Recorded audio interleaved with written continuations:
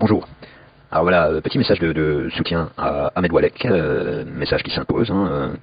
Je pense qu'on devrait tous se mobiliser contre ces pratiques, contre cet obscurantisme 2.0, cet obscurantisme moderne, ces pratiques de petits nazillons du net, qui, qui prétendent pouvoir décider de qui a le droit de parler et qui devrait se taire.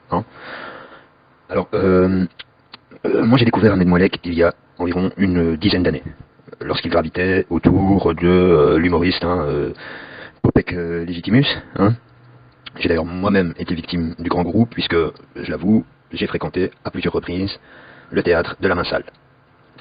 Alors, personnellement, déjà à l'époque, j'avais à l'intuition, j'avais plus ou moins deviné que M. Oualek avait joué un rôle important dans la poursuite de la carrière du troubadour déchu.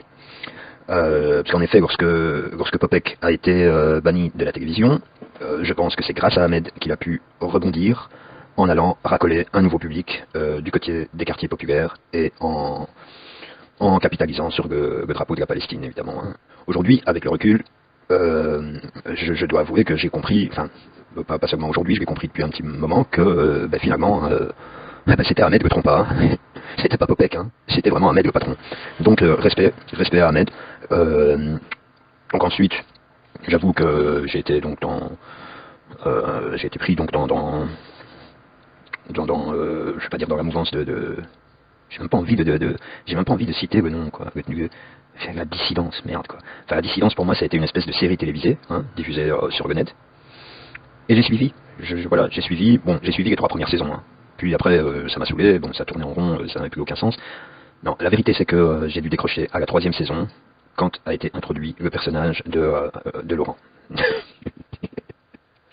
Non, moi, je prononce même pas son nom de famille, moi je dis Laurent, je me marre déjà, quoi.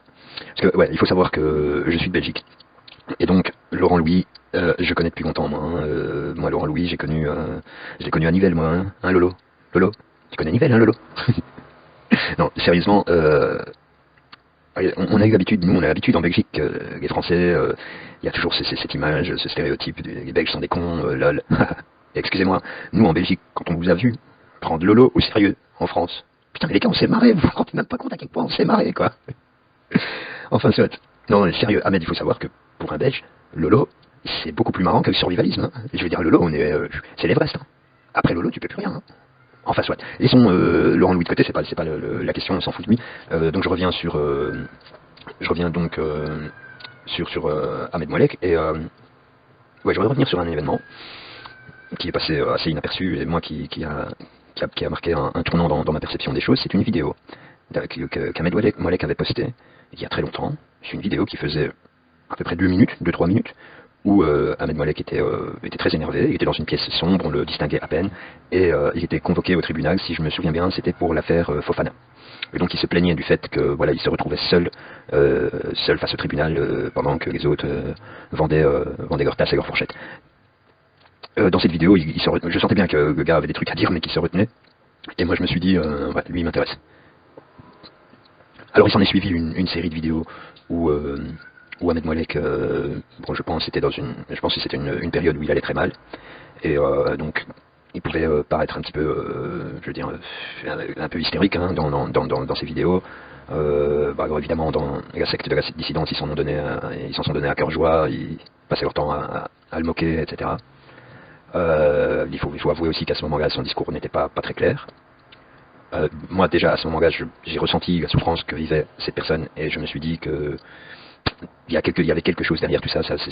Pour moi c'était révélateur, ça voulait dire qu'en fait il y a beaucoup de choses qu'on ignore, qui se passaient dans les coulisses de cette arnaque de la dissidence, et qui manifestement n'avait pas l'air de sentir très bon.